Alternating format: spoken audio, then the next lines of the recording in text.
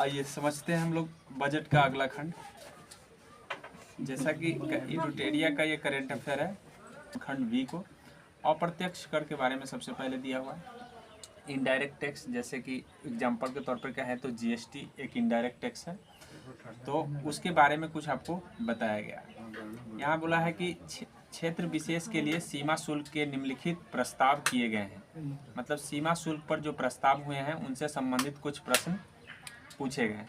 सबसे पहले आपको याद रखना है कि चिकित्सा और औषधि के क्षेत्र में कैंसर के 3 दवाइयाँ पर से पूरी तरह से शुल्क हटा दिया गया। इस बात को ध्यान रखेंगे। दवाई का नाम भी याद रखना, आपके एग्जाम के दृष्टि से काफ़ी महत्वपूर्ण होगा। इसको वीवीआई के श्रेणी में आप रख सकते हैं क्योंकि ये एग्जाम के दृष्टि से महत्वपूर्ण है।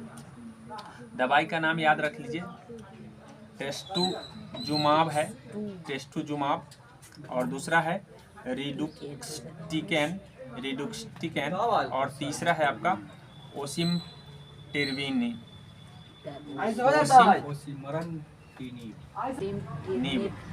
याद रख लेंगे इसको। और ये है डुर्वालुबमेब। तो ये सब से सीमा शुल्क हटा दिए गए हैं, इस बातों को ध्यान रखेंगे, कैंसर के इलाज के लिए काम में आते हैं। आइए समझते हैं नेक्स्ट को। मोबाइल फ़ोन और संबंधित पुर्जे से भी आपको सीमा शुल्क को घटा दिया गया है। मतलब इन पुर्जों पर भी अब सीमा शुल्क 15% लगेंगे, जो कि पहले इससे ज़्यादा लगते थे। तो रिपेयरिंग के दृष्टि से इसको किया गया है। कुछ खनिज हैं जिन पर सीमा शुल्क को कम कर दिया गया है। 2 महत्वपूर्ण खनिज भी हैं जिनको सब्सिडी भी दिए जा रहे हैं। तो याद रखेंगे 25 खनिज हैं जिन पर सीमा शुल्क को क्या किया है, पूरी तरह से छूट कर दिया गया, का शुल्क भी घट गया है। तो इसका मतलब है कि सोना चांदी थोड़ा सस्ता होने की संभावना, ठीक है। और प्लेटिनम 6.4%, प्लेटिनम का भी जो है ना 6.4% कर दिया गया घटाकर। तो इस तरह से ध्यान है। अन्य धातु की बात करें तो लोहा, निकेल, ब्लिस्टर, तांबे मूलभूत सीमा शुल्क हटाया गया है। कुछ लोहा वगैरह में मतलब कंस्ट्रक्शन के सामानों को भी कम कर दिया गया शुल्क, ताकि बाज़ार को जो है ना मतलब फ़ायदा हो और बाज़ार ज़्यादा से ज़्यादा चले। इस बातों को ध्यान रखें। सरकार की इस तरह की नीति होती है ताकि बाज़ार को अच्छा ढंग से चलाया जाए। तांबा स्क्रैप पर 2.5% मूलभूत सीमा शुल्क रखा गया है। अगर बात करें तो इसमें जो है ना सीमा शुल्क को क्या कर दिया गया है, 7.5% से बढ़ाकर 10 पॉइंट, मतलब जो भी रसायन, इसका मतलब ये है कि दवा के दामों में इंक्रीजिंग होगा, क्योंकि रासायनिक जो पेट्रोकेमिकल है उसमें क्या कर दिया गया कि दवा को इंक्रीज किया है सीमा शुल्क। तो स्वाभाविक है कि इसमें क्या हो सकता है कि दवा का दाम बढ़ जाए। इस बातों को ध्यान रखें। तो 7.5 से 10% किया गया, इस बातों को ध्यान रखें। प्लास्टिक पीवीसी फ्लैक्स बैनरों पर मूलभूत सीमा शुल्क 10% से बढ़ाकर सीधा 25% कर दिया गया। इसका मतलब जो भी प्लास्टिक से बने, पीवीसी में से बना जो चीज़ है उस वस्तु में, इस बातों को ध्यान रखें। आइए देखते हैं दूरसंचार उपकरण की बात कर ले तो विनिर्दिष्ट दूरसंचार उपकरण जिसको हम पीसीबीए पर सब्सिडी को 10% से बढ़ा करके 15%। तो यहाँ पे सब्सिडी को बढ़ा दिया गया, मतलब छूट पर बढ़ाया गया। मतलब दूरसंचार में जो सब्सिडी मिलता है उस सब्सिडी को थोड़ा सा बढ़ा दिया गया ताकि दूरसंचार क्षेत्र जो है ना थोड़ा डेवलप करे। नहीं, दूरसंचार केंद्र जो होता है जैसे मोबाइल साधन में, ठीक है। अब व्यापार सुविधा की बात कर ले तो व्यापार सुविधा घरेलू विमानन और नाव जलयान के MRO उद्योग को बढ़ावा दिया गया है। तो ये सब उतना महत्वपूर्ण नहीं है, लेकिन इतना बात ध्यान रखिएगा कि आयात करने की समय सीमा को 3 वर्ष से बढ़ाकर 5 वर्ष प्रस्ताव कर दिया गया। मतलब इसका अब आयात 3 वर्ष था सीमा, जो कि उसको 5 वर्ष कर दिया गया। आयात सीमा बढ़ा दिया गया है व्यापार सुविधा के लिए। इस बातों को ध्यान रखेंगे। सौर ऊर्जा की बात करें तो सोलर सेल और पैनलों के विनिर्माण इस्तेमाल होने वाली पूंजीगत वस्तुएं सीमा शुल्क के दायरे से बाहर। तो ये आपको ध्यान रखना है कि आर्थिक सर्वेक्षण के हिसाब से आपसे पूछा जा सकता है कि किसको सीमा शुल्क के दायरे से बाहर कर दिया गया है। तो सोलर सेल के जो भी सामान बनता है उसको सीमा शुल्क से, मतलब वहाँ सीमा शुल्क लेना ही नहीं है, उसके दायरे में रखना ही नहीं। तो इसका मतलब वहाँ से ये इसको हटा दिया गया है सोलर सेल के सामानों को, ताकि सोलर पैनल ज़्यादा से ज़्यादा लगाए जा सके। आगे समझें। तो इस तरह से समुद्री उत्पाद की बात करें तो समुद्री ने देखा कि ये सब जो जितने भी टैक्स मैंने बताया वो सब इनडायरेक्ट टैक्स के अंतर्गत आते हैं। अब हम डायरेक्ट टैक्स की वर्णन करेंगे। तो डायरेक्ट टैक्स जैसा कि आपके एग्जाम में पूछा जाता है कि कौन डायरेक्ट और कौन इनडायरेक्ट है, उसके दृष्टि से भी आपका ये सर्वेक्षण महत्वपूर्ण था जो मैंने बता दिया। अब हम अप्रत्यक्ष कर की बात कर लेते हैं। तो प्रत्यक्ष कर की बात करें तो आयकर अधिनियम 1961 की व्यापक समीक्षा की घोषणा की गई है। तो सबसे पहले कि कौन सा अधिनियम का समीक्षा हुआ है ये पूछा जा सकता है। 1961 के अधिनियम को ये मतलब समीक्षा की गई है। टीडीएस का सरलीकरण हुआ है। टीडीएस का सरलीकरण होने का मतलब है कि जहां 5% भुगतान करना पड़ता था, अब 2% भुगतान करना पड़ेगा टीडीएस में। ठीक है, तो ये थोड़ा राहत वाली बात है कि भाई जहां हमको 5 रुपया लग रहा था वहाँ 2 ही रुपये लगेंगे। इस तरह से 5,000 जहाँ लग रहे थे वहाँ 2 ही हज़ार लगेंगे। तो काफ़ी छूट लोगों को दिया गया है, उपभोक्ताओं को। म्यूचुअल फंडों यूटीआई द्वारा यूनिटों की पुनः खरीद पर 20% टीडीएस दर को समाप्त करने का प्रस्ताव है। जो भी म्यूचुअल फंड खरीदेगा उसको सीधा 20% की छूट दे दिया गया है, ताकि भैया 20% जो है ना टीडीएस आपको क्या कर दिया जाएगा, समाप्त कर दिया जाएगा। तो इस तरह से सुविधाएं सरकार दे रही है ताकि लोग जो है ना म्यूचुअल फंड को खरीदे। ई कॉमर्स ऑपरेटर की टीडीएस दर को 1% से घटाकर 0.1% कर दिया गया है। अर्थात जो भी ई कॉमर्स ऑपरेटर हैं उनके टीडीएस काफ़ी कम कर दिए गए हैं। लेकिन ये आपके एग्ज़ाम के दृष्टि से उतना महत्वपूर्ण नहीं है। आपका एग्ज़ाम के दृष्टि से म्यूचुअल फंड वाला और ये जो सरलीकरण हुआ है 5% से 2%, ये आपके एग्ज़ाम की दृष्टि से महत्वपूर्ण है। आशा करते हैं इसको याद रखेंगे। टीडीएस के लिए भुगतान में विलंब की टीडीएस के लिए विवरणी फाइल करने के लिए नियत तारीख तथा डिक्रिमिनलाइज करने का प्रस्ताव है। मतलब कहने का मतलब है कि अगर कोई लेट से टीडीएस भरेगा तो उसको क्रिमिनलाइज नहीं किया जाएगा। डिक्रिमिनलाइज मतलब क्रिमिनल केस उस पर नहीं होंगे। इस बातों को ध्यान रखें। ये सारे फैसिलिटी सरकार के द्वारा सर्वेक्षण में दिए गए हैं। चलिए आइए समझते हैं नेक्स्ट को, पुनर्निर्धारण का सरलीकरण।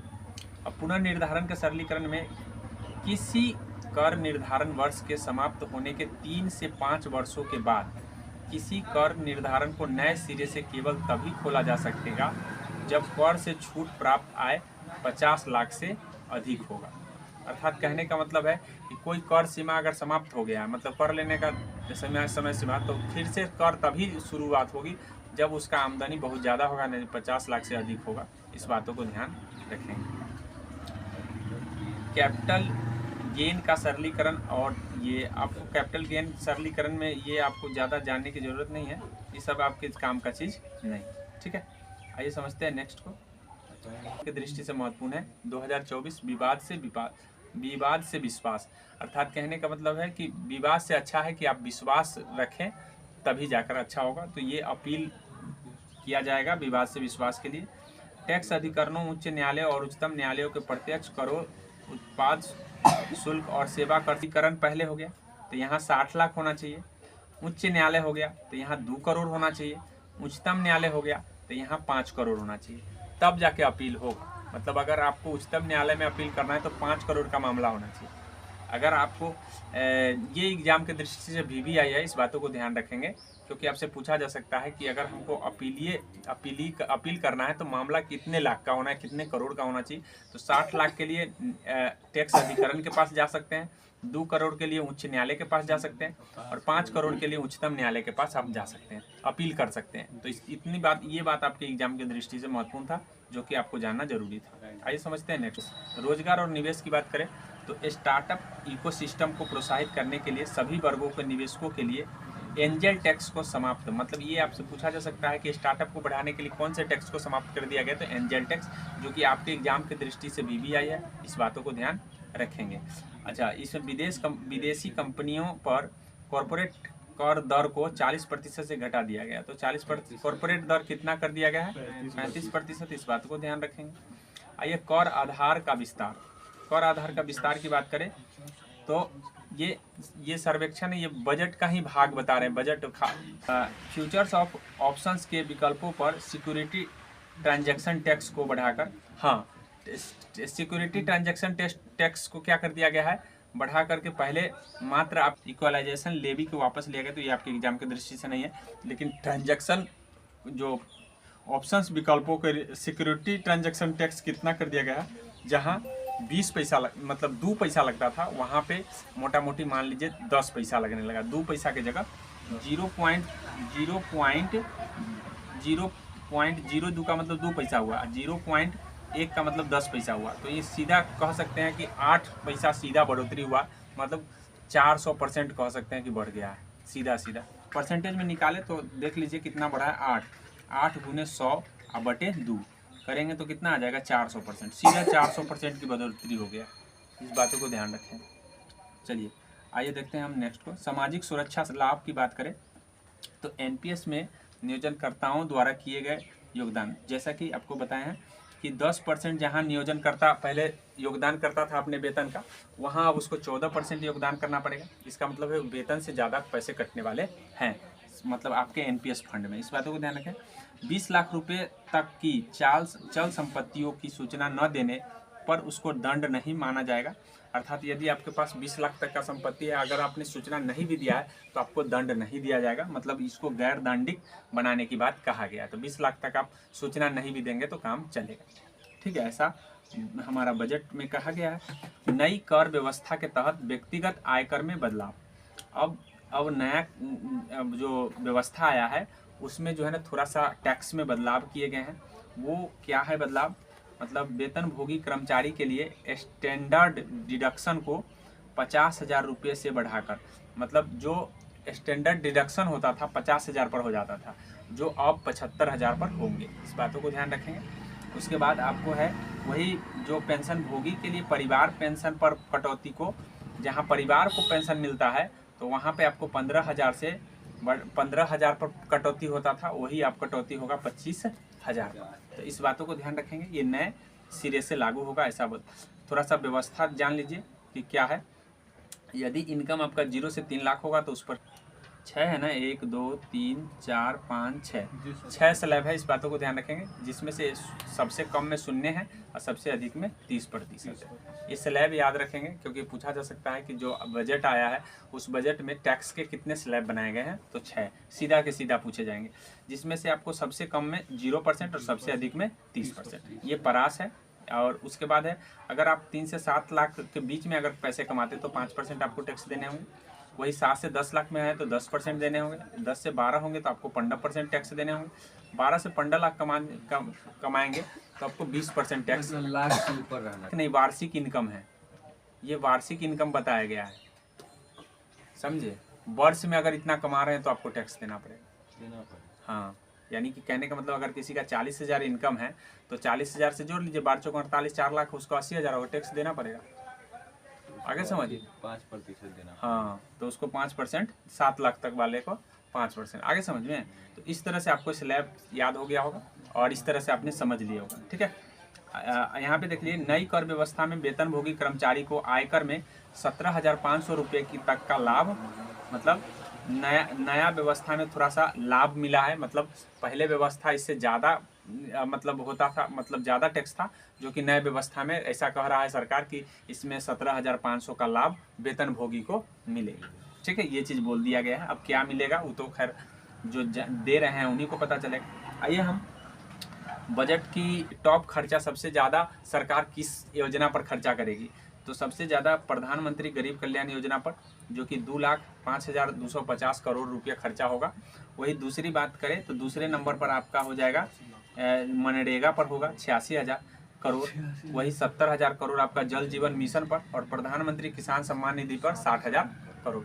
इतना रुपये सरकार की। अगर हम बात कर ले मंत्रालय पर तो सबसे ज़्यादा कौन मंत्रालय पर खर्चा होगा, सबसे ज़्यादा मंत्रालय है आपका रक्षा मंत्रालय पर, जो कि 4,54,773 करोड़ रुपये खर्चे आपको रक्षा मंत्रालय पर होगा। फिर ग्रामीण विकास मंत्रालय पर 2,65,000। वही उसके बाद कृषि संबंध कार्यालय मंत्रालय पर हो जाएगा 1,51,000। वही स्वास्थ्य मंत्रालय पर हो जाएगा। और उसके बाद आपको हो जाएगा शिक्षा पर तीसरे नंबर पर है, शिक्षा पर आपका चौथे नंबर पर, पहला नंबर पर ये। आइए समझते हैं हम आर्थिक सर्वेक्षण 2023-24। अब हम सबसे पहले बात हम ये बता लेते हैं कि आर्थिक सर्वेक्षण होता क्या है। तो जैसे कहने का मतलब है कि जिस तरह से हम बजट निकालते हैं, तो बजट प्रत्येक वर्ष निकलता है, उसी तरीके से हमारे प्रत्येक वर्ष जो है ना आर्थिक सर्वेक्षण ले आता है। क्या होता है, एक दिन पहले सर्वेक्षण आ गया, उसके बाद बजट आता है। तो सर्वेक्षण ये आता है कि भाई आपने जो बजट बनाया था उस पर कहाँ पर क्या खर्च, कितना खर्च, किस तरह का खर्च, कैसे कैसे क्या किया है, उसका आपने एनालिसिस करके बताया है। एग्जाम की दृष्टि से महत्वपूर्ण है। तो सबसे पहले ये जान लीजिए कि ये इस साल जो है 22 जुलाई को बजट जो है 22 जुलाई 2024 को प्रस्तुत किया गया है। और दूसरी बात यह है कि एक दिन पूर्व होता है, इस बातों को ध्यान रखें, मतलब एक दिन पहले होता है बजट से, एक दिन पहले, जस्ट कल बजट अगर पेश होने वाला है तो उससे एक दिन पहले हो जाएगा। इसके जो सलाहकार हैं, मुख्य आर्थिक सलाहकार, वही इस बार के बजट को जो है ना मार्गदर्शक हैं, जिसका नाम है अनंत नागेश्वर, बी अनंत नागेश्वर है, ठीक है। आर्थिक प्रभाग को तैयार किए हैं, ये इन्होंने ही इसको मतलब तैयार किए हैं। और बात कर ले अगर हम कुछ फैक्ट्स की, तो 1951 में पहली बार, 1950-51 में जो है ना आर्थिक समीक्षा पेश किया गया था पहली बार। और 1964 तथा आर्थिक समीक्षा आम बजट के साथ प्रस्तुत होता था। पहले आम बजट के साथ ही प्रस्तुत होता था 64 से पहले, ठीक है। तो 1964 के बाद जो है ना ये एक दिन पहले प्रस्तुत होने लग गया। इसका मतलब ये कुल मिला के कहा गया है कि पहले इसको निकालने वाले एक ही दिन निकालते थे, बजट और सर्वेक्षण, लेकिन अब कहा गया कि नहीं, पहले हम सर्वेक्षण आपको दे देंगे, बाद में हम कल हो गए बजट देंगे। इस बातों को ध्यान रखें, ये आपके एग्जाम की दृष्टि से महत्वपूर्ण है। वृद्धि और राजस्वीय घाटा की बात किया गया है, तो समीक्षा में क्या कहा गया है, तो समीक्षा जो है ना आपका 22-23 को भी दिया हुआ है कि 22-23 में क्या था, रहा था 60% जो है ना जीडीपी में वृद्धि देखा गया, और वही राजकोषीय घाटा 6.4% देखा गया, वो 22-23 में। लेकिन अगर 23-24 की बात करें तो यहाँ 8.2% जीडीपी में वृद्धि देखा गया, और वही घाटा की बात करें तो 5.6 से मतलब रहा, जो कि इतना ही अनुमान था और इतना ही रहा। आप देखे हैं कि पीछे देखे थे कि 5.6% अनुमान था और 5.6% ही रहा। तो सर्वेक्षण भी यही बता रहा है। वही अगर बात कर ले आगे की अनुमानित है वो 6.5 से लेकर 2024-25 में 5 से लेकर 7 तक रहने का, मतलब जीडीपी बढ़ने का अनुमान है। भाई जीडीपी इतना तक बढ़ सकता है, 7% से कम ही रहेगा और 6.5 से ज़्यादा रहेगा, ऐसा सरकार का कहना है। 24-25 में ऐसा होगा, ठीक है। आइए समझते हैं हम नेक्स्ट चीज़। अब यहाँ पे आपसे ये पूछा जाता है कि कृषि और संबंध क्षेत्र, कृषि से संबंधित क्षेत्र की बात करें तो 22-23 में जो कृषि का जो वृद्धि हुआ है वो 4.7%, वही 23-24 में उससे ज़्यादा, मतलब इसमें जो वृद्धि हुआ वो 4.7, जबकि यहाँ पे वृद्धि अगर देखा जाए तो 1.4% है, ठीक है। और 23-24 में मतलब पिछला डाटा के अकॉर्डिंग देखा जाए तो कम गया है। उसके बाद आपको देखें तो यहाँ 2.1% वृद्धि हुआ था, इस साल जो है 9 इसका मतलब पिछले डाटा के अकॉर्डिंग देखा जाए तो बढ़ गया है। तो आपसे ये पूछा जा सकता है कि जो किस सेक्टर में वृद्धि हो गया है, मतलब जो वृद्धि है, मतलब मूलभूत जो सकल मूल्य वृद्धि होता है वो किस सेक्टर में वृद्धि हुआ है, किस सेक्टर में कमी हुआ है, ऐसा पूछा जा सकता है। तो कृषि में कम गया है, उद्योग में बढ़ गया है, और आपको इसमें भी कम गया, सेवा क्षेत्र में भी कम गया। तो कितना हो गए हैं, 1.4 हो गए हैं, 9.5 और 7.6, ऐसे याद रखेंगे। ये बढ़ने और घटने की कि आज जो सर्वेक्षण रहा है वो 13 अध्यायों में बांटे गए हैं। पूछा जा सकता है कि सर्वेक्षण यदि आपने देखा तो कितने अध्यायों में बांटे गए थे, तो ये 13 अध्याय में। फर्स्ट अध्याय जो है अर्थव्यवस्था की स्थिति और नियंत्रण की बात करता है। इसमें बताया गया है कि हमारा जो वैश्विक अर्थव्यवस्था है वो 2023 में 3.2% वृद्धि दर्ज किया गया है, मतलब 3 पूरे वैश्विक अर्थव्यवस्था की बात करें तो 3.2 वृद्धि हुआ है। और वर्तमान मूल्य पर समग्र जीवीए में कृषि उद्योग सेवा क्षेत्र में अगर बात करें तो कृषि में हुआ है 17.7%, कृषि उद्योग में अगर बात करें तो 27.6%, और सेवा में कहे तो 54% ठीक है। मतलब ये चीज़ जो है ना हिस्सा रहा है क्षेत्र का, वित्त हिस्सा जो 2024 में रहा है वो किसका कितना हिस्सा परसेंट रहा है, ये ध्यान रखेंगे।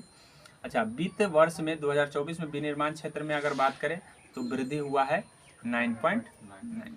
तो ये पूछा जा सकता है कि जीवीए जो है ना, जीवीए सबसे ज़्यादा किस में रहा है, तो सेवा में। सबसे कम किस में रहा है, तो सबसे कम आपको देखने को मिल रहा है कृषि में, ठीक है। अच्छा, अब ये सारी चीज़ आपके काम की चीज़ नहीं है। आप मुद्रास्फीति को याद रख लेंगे कि खुदरा मुद्रास्फीति कितना रहा है, तो 5.4% सर्वेक्षण डेटा के अनुकूल। वित्त वर्ष 2024 में भारत का सेवा निर्यात कितना रहा है, तो 341.1 वो यूएस डॉलर, ठीक है, बिलियन यूएस डॉलर में अगर 341.1 बिलियन डॉलर रहा है, वही चालू घाटा जो जीडीपी है वो 0.7%। तो ये इतना महत्वपूर्ण नहीं है, ये आपके लिए महत्वपूर्ण है, याद रखेंगे। एफडीआई की बात कर ले तो 26.5 बिलियन अमेरिकी डॉलर रहा है, और एफपीआई की बात करें तो 44.1, तो ये भी उतना महत्वपूर्ण आपके लिए नहीं है। इसमें क्या ज़रूरत है, इसमें है कि कृषि क्षेत्र के जीएनपी मतलब सकल गैर निष्पादित परिसंपत्ति में आपको जो अंत तक इतना उच्च बना है, मतलब 6.5% ऊंचे रहा है। आरबीआई प्रोजेक्ट नेक्सस में शामिल हुआ है। हाँ, ये आपके लिए वीबीआई है, इसको हम कहें तो आप 100% नोट ही डाउन कर लीजिएगा। ये आरबीआई प्रोजेक्ट नेक्सस में शामिल हो गया है। प्रोजेक्ट नेक्सस का संबंध जो है लेन देन, पैसे के पेमेंट, फास्ट पेमेंट लेन देन से है। तो ये पूछा जा सकता है कि आरबीआई प्रोजेक्ट नेक्सस में जो शामिल हुआ है उसका संबंध किससे है, तो फास्ट पेमेंट से है, ठीक है। इसमें जो है ना आसियान के कुछ और भी देश, 4 देश शामिल हुए हैं, मलेशिया है, फिलीपींस है, सिंगापुर और थाईलैंड है। ये देश भी शामिल हुआ है प्रोजेक्ट नेक्सस में, साथ में भारत का आरबीआई भी शामिल हो गया। अगर बात कर ले हम यूपीआई प्लेटफॉर्म की, तो यूपीआई प्लेटफॉर्म से खाली लेन देन जो हुआ है 200 लाख करोड़ रुपए का लेन देन हुआ, मतलब लेन देन हुआ है, याद रखेंगे। ये पूछा जा सकता है, ये भी आपके लिए वीबीआई कि कितना लाख करोड़ यूपीआई से लेन देन हुआ है, 200 लाख, ठीक है। ये आपका आर्थिक सर्वेक्षण बताता। आइए है आगे देखते हैं। तो भारत में उधार लेने वाले ग्राहकों की संख्या के मामले में भारतीय माइक्रो फाइनेंस संस्था, जिसको हम एमएफआई कहते हैं, चीन के बाद दूसरा सबसे बड़ा है। मतलब सबसे ज़्यादा अगर ऋण कहीं से लिया गया है तो माइक्रो फाइनेंस से लिया गया है भारत में, और ये चीन के बाद दूसरे स्थान पर विश्व में माइक्रो फाइनेंस। इस बातों को ध्यान, दुनिया का 5वां स्थान। हाँ, ये पूछा जा सकता है कि इस आर्थिक सर्वेक्षण के अनुसार भारत का जो शेयर बाजार है वो दुनिया का कौन से स्थान पर आ गया है, तो 5वें स्थान पर। इस बातों को ध्यान रखेंगे। यह है 3 को समझते हैं। अध्याय 3 में मुद्रास्फीति के बारे में बताया गया। तो मुद्रास्फीति को समझते हैं। यहाँ पे बोला कि भारत में वित्त वर्ष 2024 में खुदरा मुद्रास्फीति 5.4%। ये आपके एग्जाम के दृष्टि से महत्वपूर्ण है कि भारत का खुदरा मुद्रास्फीति कितना रहा है आर्थिक सर्वेक्षण के हिसाब से, तो 5.4%। इस बातों को ध्यान रखेंगे। उसके बाद महत्वपूर्ण आपका ये है कि गेहूं का, आटा का रेट क्या सरकारी रहा है, तो बजट के हिसाब से 27.5 रुपये आटा का रेट रहा है। इस बातों को ध्यान रखेंगे। और चावल का रेट भी पूछा जा सकता है, तो चावल का रेट 29 रुपये पर केजी रहा है। तो ये आर्थिक सर्वेक्षण के हिसाब से आपको रेट पूछा जा सकता है आटा का और गेहूं का। वित्त वर्ष 2024 में 6 राज्य में जो है ना मुद्रास्फीति सबसे ज़्यादा रहे हैं। इस बातों को ध्यान रखेंगे। आपका राज्य नाम याद रख लेना, हरियाणा, राजस्थान, उड़ीसा, तेलंगाना, मणिपुर और त्रिपुरा। इन 6 राज्यों में मुद्रास्फीति ज़्यादा रहा है। मुद्रास्फीति हम पहले भी आपको पढ़ा चुके हैं इकोनॉमिक्स में। यदि अगर आप उसको नहीं समझ पाए तो हम फिर इकोनॉमिक्स पढ़ा रहे हैं, उसको कंसेप्ट क्लियर करा दिया जाएगा, ठीक है। मुद्रास्फीति जो है ना एक प्रकार का मंदी की स्थिति होता है। उस समय जो है ना उत्पादन और जो तालमेल नहीं बैठता है उत्पादन और मूल्य में, जिसके कारण मुद्रास्फीति आता है, मैंने बताया है। तो ये ध्यान रखेंगे। सबसे ज़्यादा अगर बात करें तो हरियाणा, राजस्थान, उड़ीसा, तेलंगाना, त्रिपुरा और मणिपुर में रहा है। वही अगर बाकी राज्यों में कहा जाए तो 6% से कम और 6% से ज़्यादा इनमें रहा है। देखो भारत का जो मुद्रास्फीति 24 में रहेगा वो 6.4% रहेगा, और 25 में जो रहेगा वो 4.2% रहेगा। ऐसा पूछा जा सकता है कि आर्थिक सर्वेक्षण के हिसाब से IMF ने कितना अनुमान लगाया है भारत के मुद्रा जो स्फीति दर है वो कितना रहेगा भारत का। तो भारत का रहेगा 24 में इतना और 25 में इतना। आपको दोनों याद रखना है। अब हम अध्याय नंबर 4 पर आ गए हैं। अध्याय नंबर 4, बाह्य क्षेत्र समृद्धि के बीच स्थिरता।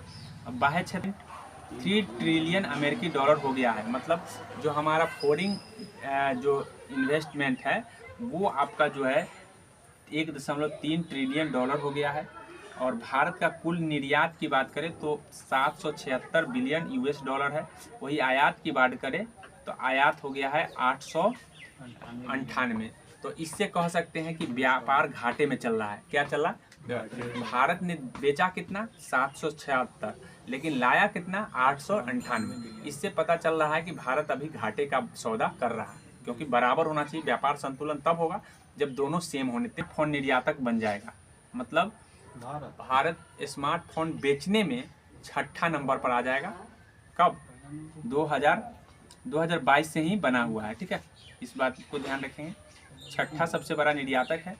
तेलंगाना भारत के फार्मा उत्पादन में 30% अधिक योगदान दे रहा है। सबसे ज़्यादा अगर फार्मा उत्पादन कर रहा है तो तेलंगाना कर रहा है। कर्नाटक डिजिटल इकोनॉमी मिशन का लक्ष्य 2026 तक भारत को डिजिटल अर्थव्यवस्था में $300 बिलियन योगदान देगा। तो ये विश्व सेवा निर्यात में भारत सेवा निर्यात में हिस्सेदारी कितना रख रहा है? तो भारत का हिस्सेदारी आपको सेवा निर्यात में याद रखना है 4.3%। दूरसंचार, कंप्यूटर और सूचना सेवा निर्यात में भारत दूसरे रैंक पर है। ठीक है, तो हिस्सेदारी आपको सेवा में निर्यात में पूछा जा सकता है, या आपको सेवा, सूचना और कंप्यूटर में भारत का रैंक पूछा जा सकता है, या सांस्कृतिक और मनोरंजन सेवा में भारत का स्थान पूछा जा सकता है कि कितना रहा है। तो छठा। हम समझा तो पूरा रहे हैं, लेकिन याद रखिए कि जो चीज़ एग्जाम की दृष्टि से महत्वपूर्ण है हम बता रहे हैं। इसमें बोला गया है कि मध्यम अवधि परिदृश्य से नए भारत के लिए विकास दृष्टि। तो याद रखें कि इसमें 6 प्रमुख क्षेत्र पर आधारित है। यह मतलब जो 5वां अध्याय है वो कितने क्षेत्रों पर आधारित है? तो 6 क्षेत्रों पर आधारित है, जिसमें से आपको ध्यान ये रखना है कि कौन कौन से क्षेत्र हैं।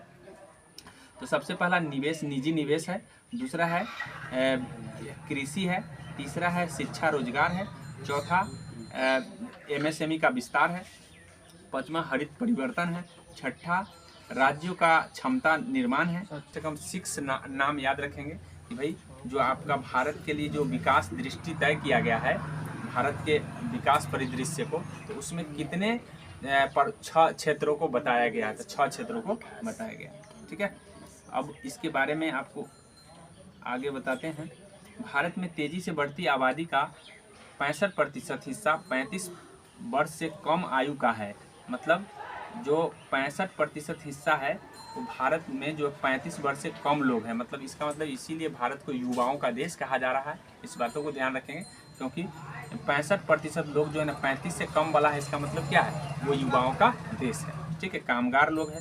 उसके बाद है आपको रोजगार योग्य जो है भारत में वो आपका 51.25, मतलब आधे लोग हैं जो रोजगार के है। आपको ध्यान रखना है कि 51.25% आपको आपके एग्जाम की दृष्टि से बहुत ही महत्वपूर्ण है। तो आशा करते हैं 5 तक आपने समझ लिया होगा। छठा की बात कर लेते हैं। तो छठा, कोयला का क्षमता क्या है? 210 लगभग गीगावाट याद रखेंगे। तो सबसे ज़्यादा क्षमता अगर भारत में कहे तो कोयला में है, और सबसे कम क्षमता कहे तो गैस में है।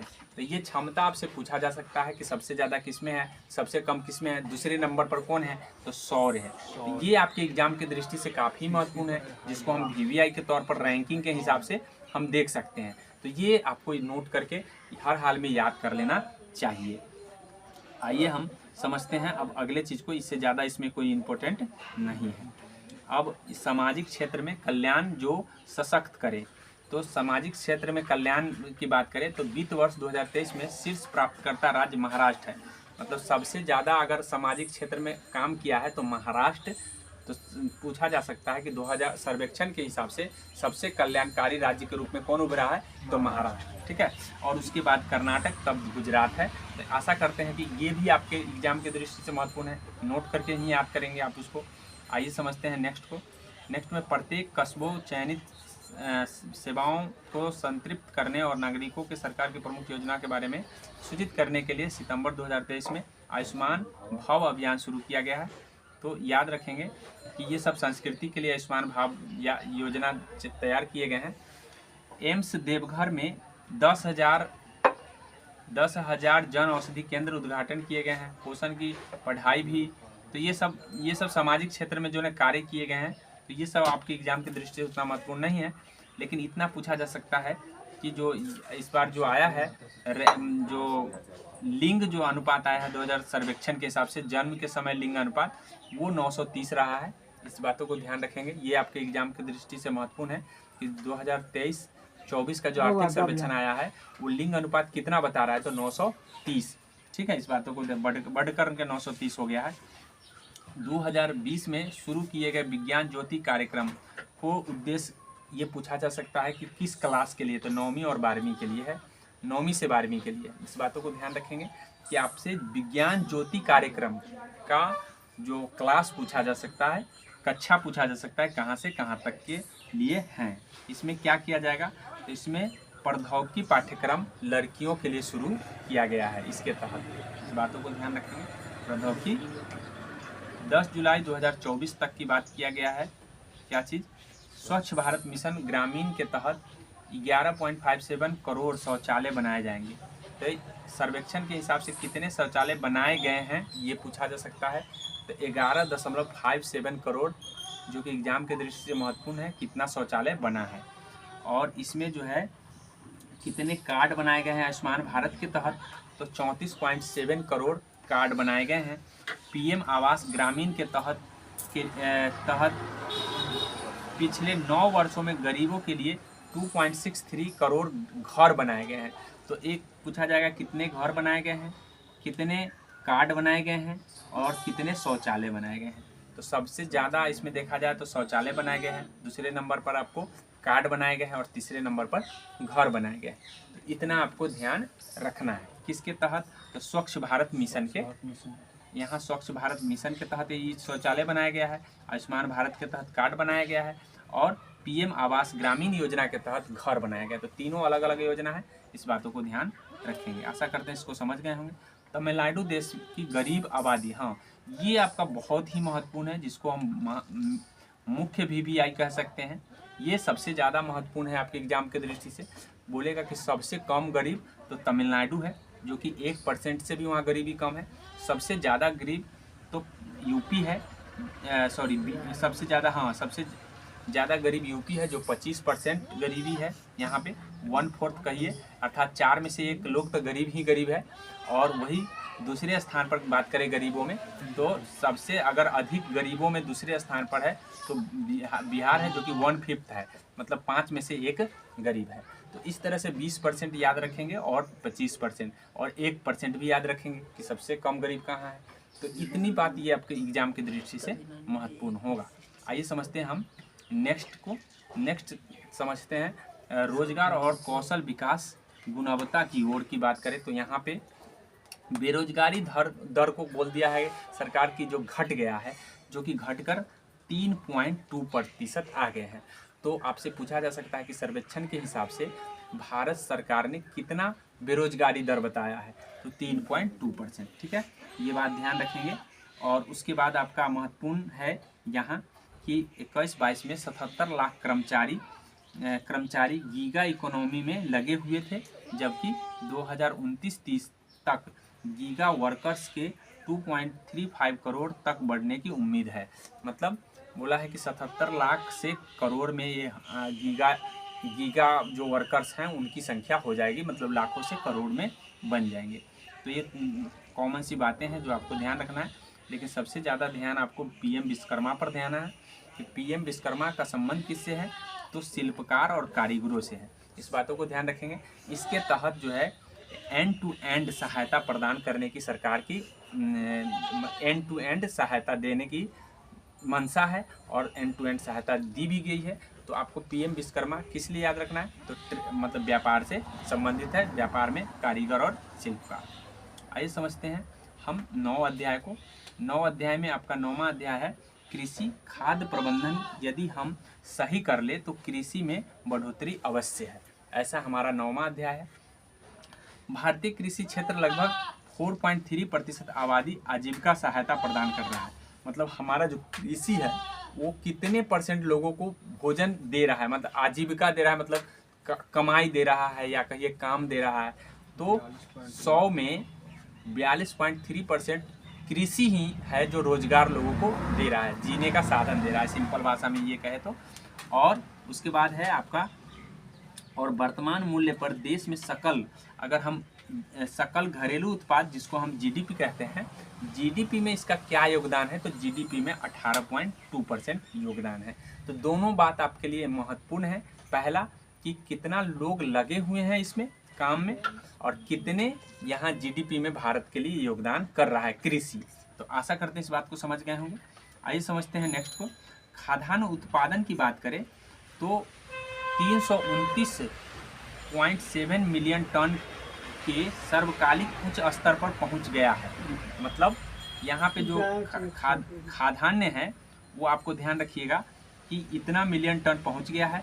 वही तिलहन की बात कर ले तो 41.4% जो है ना तिलहन यहाँ पे हमारे भारत में उत्पादन हुए हैं।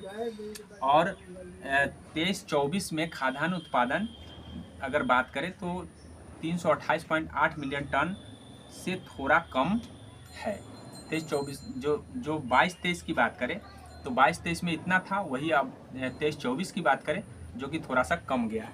पहले की अपेक्षा थोड़ा सा खाद्यान्न उत्पादन कमा है, इस बातों को ध्यान रखेंगे। लेकिन थोड़ा सा कमा है, यहाँ पे 29.7 था, वही यहाँ 28.8 आ गया है, तो थोड़ा सा कमी देखने को मिला है। अच्छा, उसके बाद हम करें सूक्ष्म सिंचाई कवरेज के विस्तार के लिए संसाधन जुटाने राज्य की सुविधा के लिए नाबार्ड के साथ 5,000 करोड़ रुपए की प्रारंभिक राशि का एक सूक्ष्म सिंचाई कोष भी बनाया गया है। तो नाबार्ड में सूक्ष्म सिंचाई कोष जो बनाया है वो नाबार्ड कितने हजार करोड़ रुपए का योगदान करेगा? तो 5,000 करोड़ रुपए योगदान करेगा। अच्छा, सबसे महत्वपूर्ण बात ये है, यूरिया गोल्ड आपके लिए महत्वपूर्ण है। क्या है यूरिया गोल्ड? तो अब सल्फर, भारत में सल्फर की कमी है तो उसके वैकल्पिक स्थान में यूरिया गोल्ड बनाया गया है जो सल्फर को संतुलन बनाएगा। यूरिया गोल्ड से मतलब मिट्टी में जो है ना सल्फर की कमी नहीं रहेगा यदि हम यूरिया गोल्ड देते हैं, ये चीज़ ध्यान रखना है। उसके बाद आपको और सब चीज़ यहाँ पे उतना महत्वपूर्ण नहीं है, लेकिन ऑपरेशन ग्रीन आपको जरूर ध्यान रखना है कि ऑपरेशन ग्रीन का दायरा 3 फसल में बढ़ा दिया गया है।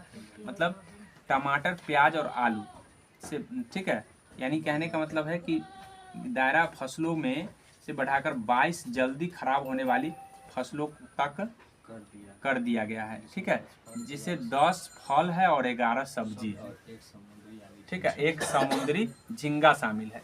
मतलब 22 गो, मतलब इसमें जो है जल्दी खराब होने वाला चीज में ऑपरेशन ग्रीन के तहत शामिल कर दिया गया है 22 चीजों को।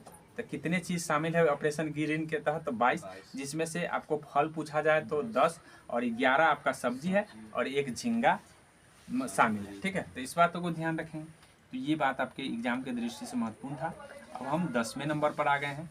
10वां नंबर, भारत का फार्मास्यूटिकल बाजार वर्तमान में 50 बिलियन अमेरिकी डॉलर का है। मतलब भारत का जो फार्मास्यूटिकल बाजार है वो कितने डॉलर का हो गया है? तो 50 बिलियन अमेरिकी डॉलर का हो गया है। और यह मात्रा के हिसाब से दुनिया का तीसरा सबसे बड़ा बाजार है। तो आपको 50 बिलियन डॉलर से ज़्यादा आपको रैंक याद रखना जरूरी है कि फार्मास्यूटिकल में भारत का कौन सा कितने स्थान का बाजार है? तो तीसरा सबसे बड़ा बाजार है। शीर्ष 20 वैश्विक जेनेरिक कंपनियों में से 8 भारत की स्थित है। मतलब जेनेरिक कंपनी 20 वो है टोटल विश्व में, जिसमें से 8 वो भारत में का है। इस बातों को ध्यान रखें। फार्मास्यूटिकल का मतलब है वही दवा से संबंधित है, आपको समझ सकते हैं, जिसमें से जेनेरिक दवा जो बनता है तो उसमें से 8 वो कंपनी भारत का ही है और 20 पूरे दुनिया की बात करें तो 20 है। इस बातों को ध्यान रखेंगे। अच्छा, आइए देखिए, भारत का दुनिया का दूसरा सबसे बड़ा कपड़ा निर्माता। तो आपको ये ध्यान रखना है कि कपड़ा निर्माण में भारत का रैंक कौन सा है? दूसरा है। और शीर्ष 5 निर्यातक देशों में से एक है। और 5 निर्यातक देशों में से क्या है? नंबर 1 पर है। अगर हम बात करें निर्माता की बात करें तो दूसरे स्थान पर है। बनाते हम दूसरे रैंक, लेकिन हम बेचते कितना है? लेकिन बेचते कितना है? तो बेचते हैं हम 5वां स्थान पर है, ठीक है। बेचने में हम 5वें रैंक पर है, लेकिन बनाने में कितना है? दूसरे रैंक। आगे समझिए, आइए समझते हैं। सेवाएं विकास के अवसरों को बढ़ावा देने। अब हम 11 अध्याय पर आ गए हैं। 11 अध्याय में आपको क्या याद रखना है? तो भारत की वृद्धि, सेवा क्षेत्र में भारत की वृद्धि बना हुआ है, जो कि आपको हम बताए हैं पहले भी। और कुल आकार का लगभग 55% है। मतलब सेवा क्षेत्र का जो योगदान है वो लगभग 55% है। और सेवा का आयात की बात करें तो 78.3 मिलियन बिलियन अमेरिकी डॉलर है। भारत में कुल निर्यात का 44% हिस्सा सेवा निर्यात का रहा है। मतलब निर्यात में सब 44% निर्यात जो है ना सेवा का ही हुआ है भारत में, ठीक है। और व्यापार और विकास पर संयुक्त राष्ट्र सम्मेलन ने विश्व निवेश रिपोर्ट 2024 प्रकाशित की है और वर्ष 2023 के लिए एफडीआई प्रवाह के मामले में भारत को 15वां स्थान दिया गया है। तो एफडीआई के मामले में भारत का कौन सा स्थान है? 15वां है। सड़क परिवहन और राजमार्ग मंत्रालय ने एनएच पर सड़क सुरक्षा मकानों को बढ़ाने के लिए एक व्यापक 4E रणनीति, जिसको हम 4E का मतलब 4 गो ई, ठीक है, engineering, enforcement, emergency, care and education तैयार किया है। तो आपसे ये पूछा जा सकता है कि जो सड़क परिवहन और राजमार्ग मंत्रालय है उस जो एनएच की सुरक्षा के लिए 4E रणनीति लाया है, उसमें से पहले ई का क्या मतलब है ये पूछा जा सकता है। ऐसे तो इंजीनियरिंग है, ठीक है। दूसरे ई का मतलब भी पूछा जा सकता है इन्फॉर्मेशन, और तीसरे ई का इमरजेंसी है। तो कोई भी ई का लास्ट ई अगर पूछा जाएगा तो आपको ध्यान रखना है कि एजुकेशन है।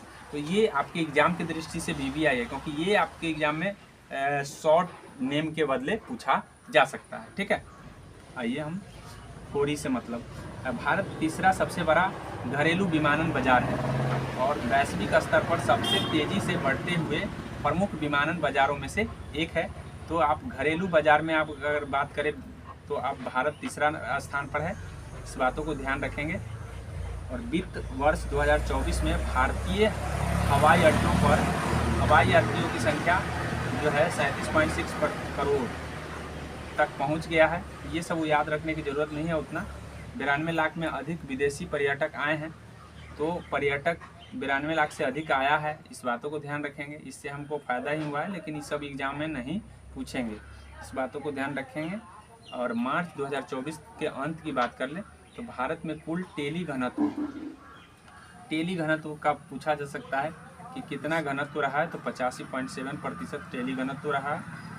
वायरलेस टेलीफोन कनेक्शन को संख्या 116.5 करोड़ थी। इंटरनेट ग्राहकों की संख्या अगर बात करें तो सबसे ज़्यादा वायरलेस टेलीफोन पर लोग लगे थे, इस बातों को ध्यान रखेंगे। उसके बाद है इंटरनेट ग्राहक, इंटरनेट घनत्व बढ़कर 68.2% हो गया है। ये सारी चीज़ें हैं जो आपको डेटा याद रखना है। आइए हम 12 अध्याय को जानें। अवसंरचना संभावित विकास को प्रोत्साहन। 6 मल्टी मॉडल लॉजिस्टिक पार्क प्रदान किए गए हैं। इसके अलावा वित्त वर्ष 2025 में 7 MMLP प्रदान करने की योजना है। तो 6 मल्टी लॉजिस्टिक पार्क को आपको ध्यान रखना है। अवसंरचना के लिए कुल 6 मल्टी लॉजिस्टिक पार्क बनाने की योजना है। सरकार राष्ट्रीय औद्योगिक गलियारा कार्यक्रम के तहत चरणबद्ध तरीके से 11 औद्योगिक गलियारा परियोजना का विकास करेगा। और बोला है कि इतना रूट किलोमीटर का और इतना कर्मचारी के साथ भारतीय रेलवे दुनिया का चौथा सबसे बड़ा नेटवर्क होगा। ये आपके एग्जाम की दृष्टि से महत्वपूर्ण होगा कि भारतीय रेलवे सर्वेक्षण के हिसाब से कौन सा बड़ा नेटवर्क है। तो चौथे बड़ा नेटवर्क होगा। ये चौथा नंबर आपको एग्जाम में पूछा जा सकता है। ये इस अध्याय के लिए आपको महत्वपूर्ण हैं, जो कि आपको नोट करके याद करना चाहिए। पिछले 5 वर्षों में रेलवे पर पूंजीगत व्यय में 77% की वृद्धि हुई है। मतलब रेलवे में कितने प्रतिशत की वृद्धि हुई है? 77% की। विश्व बैंक लॉजिस्टिक प्रदर्शन सूचकांक में अंतर्राष्ट्रीय शिपमेंट श्रेणी भारत की रैंकिंग 2014 में 44वें स्थान से सुधरकर 2023 में 22वें स्थान पर आ गया है। मतलब आपसे पूछा जा सकता है कि विश्व बैंक लॉजिस्टिक प्रदर्शन में भारत का रैंक कौन सा हो गया है। तो भारत का पहले था 44वां, ठीक है, 14 में 44वां था, लेकिन अब हो गया है 23 में 22वां, ठीक है। और महाराष्ट्र के बधावन में सभी मौसम के अनुकूल ग्रीनफील्ड डीप ड्राफ्ट प्रमुख बंदरगाह के विकास को कैबिनेट ने मंजूरी दे दी है। तो बधावन आपसे पूछा जा सकता है, चर्चा में रहा है। बधावन कहाँ है बंदरगाह? तो महाराष्ट्र में है। ये आपके एग्जाम की दृष्टि से इतना ही महत्वपूर्ण है कि बधावन कहाँ है, चर्चा में रहा है, तो आपको महाराष्ट्र में है। इस बातों को ध्यान रखेंगे। मैरीटाइम इंडिया विजन 2023 के तहत अंडमान और निकोबार द्वीप समूह और लक्षद्वीप समूह को पर्यटन और अन्य पहल के लिए चरणबद्ध तरीके से विकसित करने की योजना बनाई गई है। तो आपसे ये पूछा जा सकता है कि किस योजना के तहत अंडमान निकोबार और लक्षद्वीप को मतलब पर्यटन क्षेत्र बनाने की घोषणा की गई है। तो मैरीटाइम इंडिया विजन 2030, ये आपके एग्जाम की दृष्टि से महत्वपूर्ण है, जो कि आपको नोट करना चाहिए। आइए चलते हैं हम आगे। आगे आपका है, देखिए यहाँ पे बोला है 21 ग्रीनफील्ड हवाई अड्डा सैद्धांतिक मंजूरी दी गई है, जिसमें से 12 हवाई अड्डों का संचालन शुरू हो चुका है। तो ये आपके एग्जाम की दृष्टि से इतना महत्वपूर्ण नहीं है, लेकिन सैद्धांतिक मंजूरी 12 हवाई अड्डे के बारे में आपसे पूछा जा सकता है, लेकिन ये उतना मतलब VVI नहीं है। पवन ऊर्जा में आपको पूछा जा सकता है कि कितना स्थान है भारत का, ठीक है। पवन ऊर्जा में भारत दुनिया का चौथा सबसे बड़ा है। तो इससे पहले हमने एक चीज़ और बताया चौथा, और ये भी चौथा है, तो दोनों को आप एक जगह लिखेंगे तो ज़्यादा महत्वपूर्ण होगा, ठीक है। तो पवन क्षमता में भारत का स्थान चौथा है। प्रधानमंत्री आवास शहरी योजना के 31 दिसंबर 2024 तक बढ़ा दिया गया है। मतलब कब तक कर दिया गया है, तो 31 दिसंबर 2024 तक जो प्रधानमंत्री आवास योजना है शहरी वाले को, उसको कर दिया गया है। अच्छा, कुल 27 शहरों में से 945 किलोमीटर मेट्रो रेल क्षेत्रीय रैपिड ट्रांजिट सिस्टम लाइनें चालू हैं, 939 किलोमीटर निर्माणाधीन है। तो ये सारी चीज़ें हैं जो रेल से संबंधित है, आपको ये ध्यान रखना है। ये आपको उतना एग्जाम की दृष्टि से महत्वपूर्ण नहीं है, लेकिन NH निर्माण की औसत गति वित्त वर्ष 2024 लगभग 34 किलोमीटर प्रतिदिन रहा है। ये आपके एग्जाम की दृष्टि से काफ़ी महत्वपूर्ण है कि NH निर्माण की गति भारत में क्या है, तो 34 किलोमीटर पर दिन, मतलब प्रत्येक दिन 34 किलोमीटर बना है NH। तो ये गति आपको ध्यान रखना है। जल जीवन मिशन के तहत नल जल के कनेक्शन बढ़कर, आपको नल जल का कनेक्शन याद रखना है कि कितना हो गया, 14.89 करोड़ नल जल, जो कि आपको बात करें 76.12 ग्रामीण परिवारों तक पहुंच चुका है। मतलब 100 में 76 लोगों तक, समझिए 76+ लोगों तक जो है ना नल जल कनेक्शन पहुंच चुका है। तो ये सर्वेक्षण बताया है, आपको ये ध्यान रखना है। आइए हम लास्ट अध्याय है आपका जलवायु परिवर्तन, और भारत हमें इस समस्या को अपने नज़रिए से क्यों देखना चाहिए। तो आइए, जलवायु परिवर्तन के लिए वैश्विक रणनीतियाँ त्रुटिपूर्ण है। मतलब सर्वेक्षण का ये मानना है कि जो विश्व में जो परिवर्तन का जो नज़रिया है वो गलत है, मतलब उनकी रणनीति गलत है। ये इससे जलवायु परिवर्तन सुधरेंगे नहीं। पश्चिम दृष्टिकोण समस्या की जड़ यानी कि अति उपभोग की समस्या को हल नहीं करता। मतलब जो पश्चिमी दृष्टिकोण है कि जड़ जो है यानी उपभोग समस्या का हल नहीं है, मतलब उपभोग करना समस्या का हल नहीं है, ऐसा बोला गया है। तो ये ध्यान रखें, पश्चिम को अच्छा नहीं कहा है। कृत्रिम बुद्धिमत्ता और बड़ी मात्रा में दुर्लभ भू खनिजों के खनन की वैश्विक खोज ने जीवाश्म ईंधन की खपत को बढ़ाने में योगदान दिया है। खोज ने जीवाश्म ईंधन की खपत को बढ़ाने में योगदान दिया है। उनकी प्रथाएं प्रकृति के साथ मानवता के अंतर्निहित संबंधों को अनदेखा करती हैं। मतलब पश्चिम के लोग जो है ना क्या कर रहे हैं, प्रकृति को और मानव के अंतर्निहित संबंध को अनदेखा कर रही है, जो कि एग्जाम के जलवायु की दृष्टि से काफ़ी ही खराब साबित हो सकता है। ये ध्यान रखें, ये दृष्टिकोण बताया गया है। भारत को अपनी मूल जड़ों वाली टिकाऊ प्रथाओं को जरूर अपनाना चाहिए। ये भारत को सुझाव दिया गया है सर्वेक्षण में कि भारत को अपनी मूल जड़ों वाली टिकाऊ प्रथा पर ध्यान देना चाहिए, जो ऐसी प्रथा लाएं जो हमेशा चले। ऐसा नहीं एक दिन चले 2 दिन के बाद बंद हो जाए, ऐसी प्रथा नहीं लाना चाहिए। दूसरे देशों की प्रथाओं की तभी अपनाना चाहिए जब भारत के लिए अनुकूल और टिकाऊ हो। ऐसा नहीं है कि दूसरा देश कोई प्लास्टिक कहा कि हम बंद कर दिए तो लो भारत भी बंद कर दिया। तो भारत की उसके साथ क्या समस्याएं हैं, पहले समस्या देख लेनी चाहिए, तब भारत को उस तरह के कदम उठाने चाहिए ताकि वो परमानेंट चले। अन्यथा वो परमानेंट नहीं चलेगा तो उससे क्या होगा, जलवायु परिवर्तन नहीं सुधरेंगे, ठीक है। और उसके बाद है मिशन लाइफ जैसे कार्यक्रम जलवायु परिवर्तन से निपटने में मदद कर सकता है। तो बोला गया है कि मिशन जो लाइफ है भारत सरकार का, वो जलवायु परिवर्तन से निपटने में काफ़ी कारगर साबित हो सकता है, क्योंकि मिशन लाइफ में अस्थायी रूप से जीने के लिए 75 लाइफ कार्रवाई की सूची शामिल है। तो आशा करते हैं कि आपने सर्वेक्षण को अच्छा से पढ़ा है। इसको 1-2 बार पढ़ेंगे, पूरा का पूरा आपको ज्ञान हो जाएगा। इस तरह से सर्वेक्षण कभी भी पढ़ने में आपको दिक्कत नहीं होगा। तो हम इसी पर लेते हैं विदा।